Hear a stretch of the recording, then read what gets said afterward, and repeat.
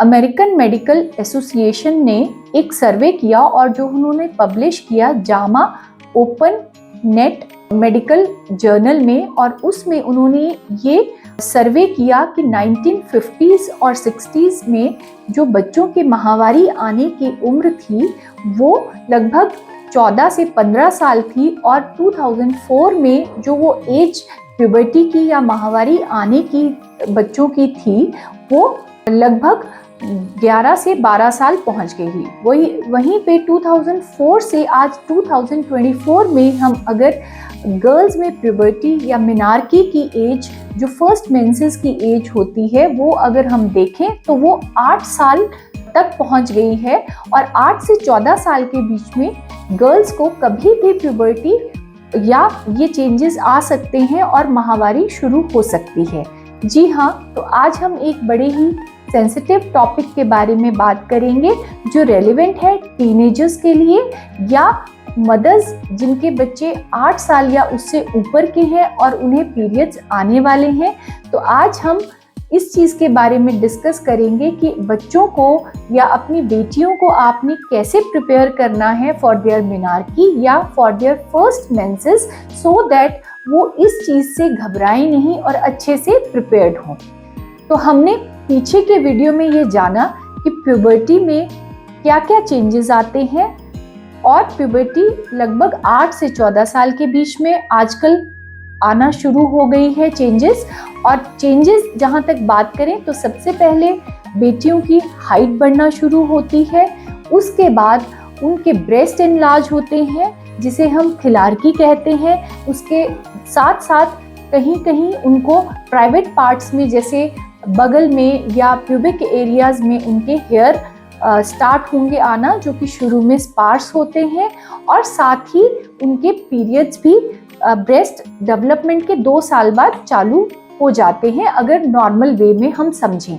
इसके अलावा जो चेंजेस होते हैं वो सेबेशियस ग्लैंड्स और स्वेट ग्लैंड्स बहुत एक्टिव हो जाते हैं, जिसकी वजह से एक्ने या मुहासे भी आना शुरू होते हैं। तो ये एक मोटे से तौर पे हमने डिस्कस किया कि एक टीनेजर में क्या चेंजेस आ सकते हैं अराउंड देयर मेंस्ट्रुअल टाइम या मिनार्की जब वो अटेन करते हैं।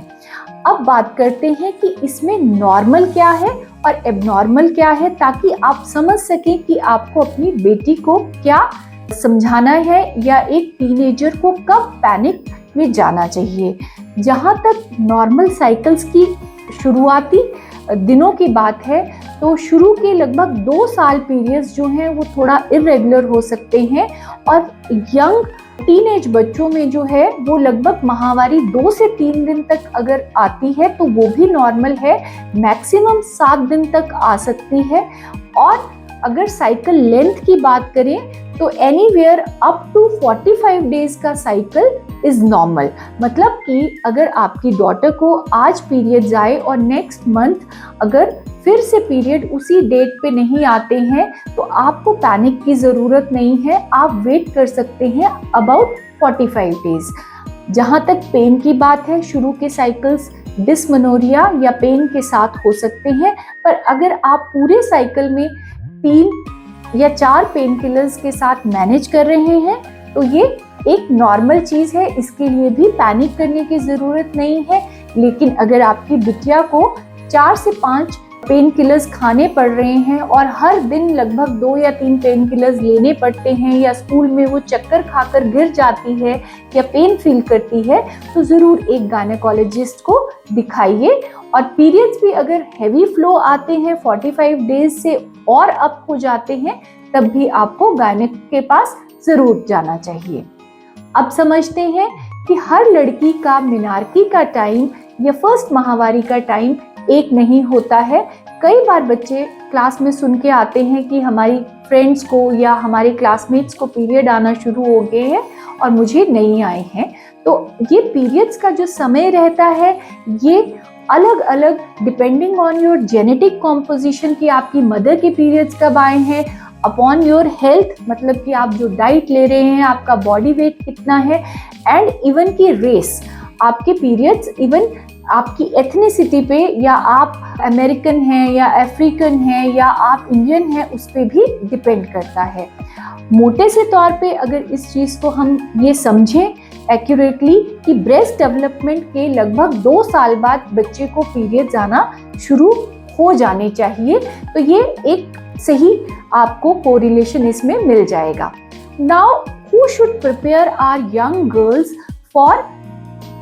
मेनार्की? पहले तो हमारे बच्चों को आजकल ऑलरेडी उनके बुक्स में रिप्रोडक्टिव सिस्टम के बारे में और ओवुलेटरी साइकिल के बारे में काफ़ी नॉलेज दिया जाता है, लेकिन कई बार आजकल देखा गया है कि बच्चों को 3rd या 4th में ही पीरियड आना शुरू हो जाते हैं। तो it is parents responsibility also कि वो बच्चे को ऑलरेडी प्रिपेयर करना शुरू करें लगभग जब बच्चा आपका 8-9 साल का हो गया है, क्योंकि ये कब आने वाला है ये बहुत ज़्यादा प्रेडिक्टेबल नहीं है। और बच्चे को ये डिस्कस ज़रूर करें आप अपनी बेटी से कि ये एक नेचुरल चीज़ है और इसको वो नेचर का एक से गिफ्ट समझे कि वो यंग होने वाली है और वुमेनहुड में एंटर करने वाली है। आप इस तरीके से उसे प्रोजेक्ट करें। और ज़रूरी ये है कि जब भी आप बात कर रहे हैं इसके बारे में बहुत लंबी चौड़ी डिस्कशन या अलग से टाइम निकाल के बात न करें। इसे मल्टीपल टाइम्स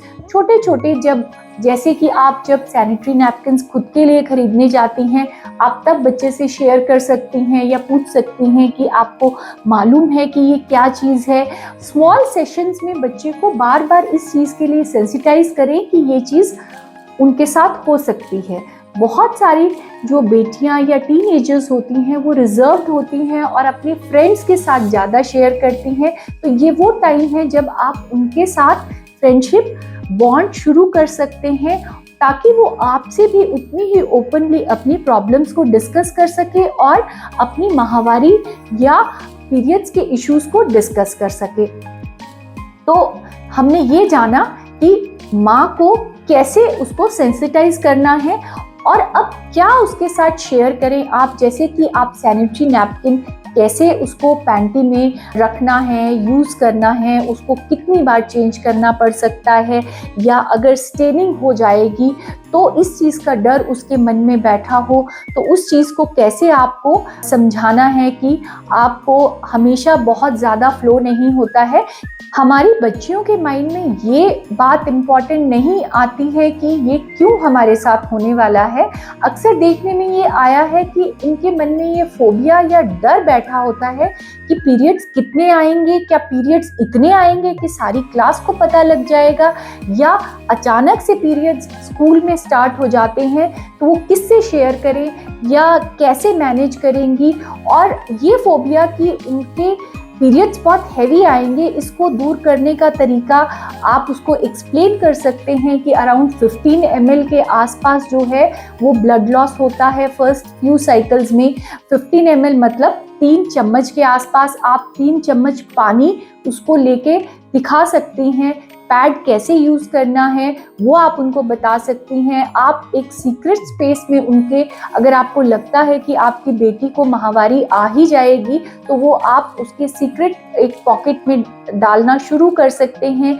या उन्हें अपने टीचर के साथ शेयर करें, वो आप बता सकते हैं। तो ये कुछ इश्यूज हैं जो कि आप बच्चों से जब आपकी बिटिया को फर्स्ट पीरियड आने वाले होते हैं तो आप डिस्कस कीजिए, सिंपल लैंग्वेज में बताइए ताकि वो बहुत ज़्यादा पजल ना हो जाए। उन्हें डराइए मत, इसे नेचुरल फिनोमिना रादर उन्हें अपनी ये प्राउड फील करने की चीज़ है, ऐसे एक्सप्लेन कीजिए। और सबसे ज़रूरी ये है कि आप उनको मेंस्ट्रुअल हाइजीन के बारे में ज़रूर बताएं कि उनको अपना सैनिटरी नैपकिन 4 to 6 आवर्स में ज़रूर चेंज करना है डिपेंडिंग ऑन द फ्लो।